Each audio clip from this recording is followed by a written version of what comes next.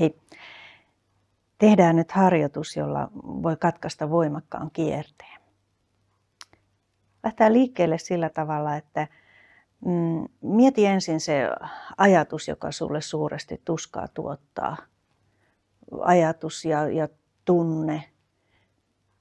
tuntemus, joka sulle kehossa syntyy tästä, kun sä mietit tätä tuskallista asiaa. Ja mieti sitä, että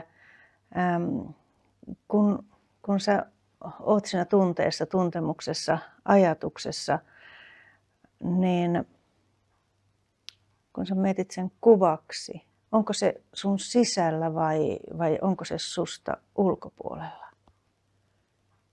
Mieti, minkälainen kuva tai symboli tällä ikävällä asialla on.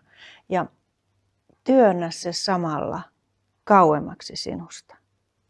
Jos se on sun kehossa, vedä se ulos sun kehosta. Jos se on ulkopuolella, työnnä vähän kauemmas.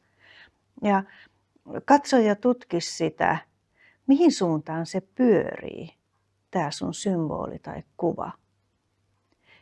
Tai jos se pyörisi, niin mihin suuntaan se pyörisi. Kun sä saat sen selville, niin vaihda sen pyörimissuuntaa. Ja nopeuta sitä sen pyörimistä niin nopeaksi, että se katoaa sun näkyvistä. Ja samalla kun se katoaa sun näkyvistä, niin sä saat tilalle jonkun uuden jutun, ikään kuin lahjaksi itsellesi. Mieti, mikä symboli se on ja mitä tämä lahja sulle tarkoittaa.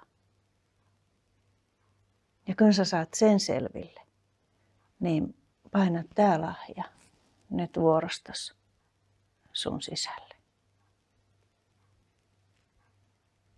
Ja nyt kun sä ajattelet sitä sun inhottavaa pahaa tilannetta ja sulla on tämä uusi lahja sisällä,